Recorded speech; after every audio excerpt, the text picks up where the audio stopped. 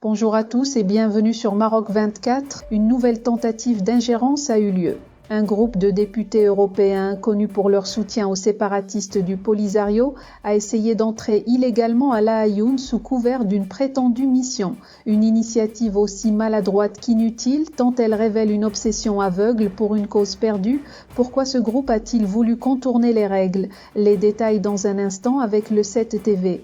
Dans une nouvelle tentative maladroite et provocatrice, un groupe de députés européens a cherché à forcer le passage à l'aéroport de Laayoune pour mener une action hostile contre le Maroc.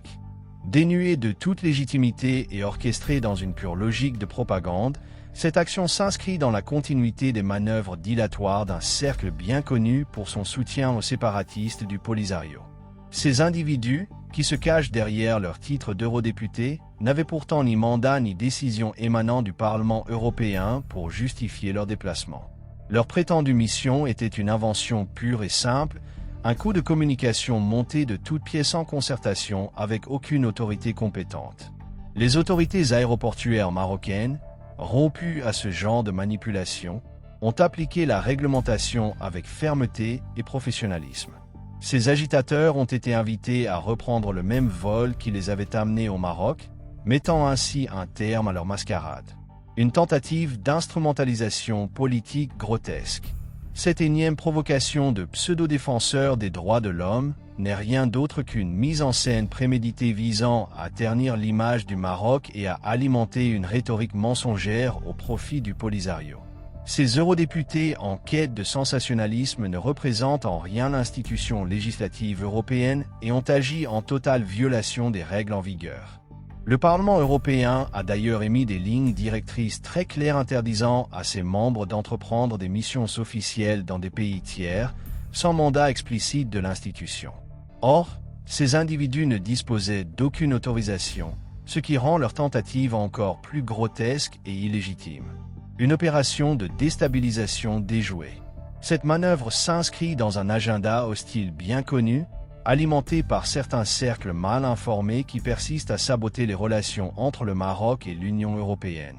Il est d'ailleurs révélateur que ces provocateurs aient choisi la date du 20 février, croyant à tort que la présidente de la Commission européenne se rendrait au Maroc ce jour-là. Malheureusement pour eux, leur piètre mise en scène a échoué, face à la vigilance et au sens des responsabilités des autorités marocaines.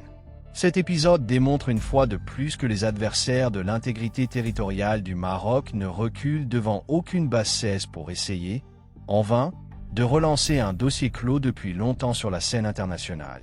Le Maroc, un partenaire crédible et respecté par les pays européens. Contrairement à ces manipulations stériles, les relations entre le Parlement marocain et le Parlement européen sont constructives et empreintes de respect mutuel. La rencontre entre le président du Parlement marocain, Rachid Talbi Alami, et la présidente du Parlement européen, Roberta Metsola, en décembre dernier, en est la preuve éclatante. De plus, des mécanismes de dialogue, comme la commission parlementaire mixte, existent pour traiter toutes les questions bilatérales avec sérieux et transparence. L'échec de cette dernière provocation prouve, une fois de plus, que la vérité et la légitimité prévaudront toujours face aux mensonges et à la manipulation. Pour rester informé, je vous invite à regarder les vidéos Maroc 24 qui s'affichent sur votre écran.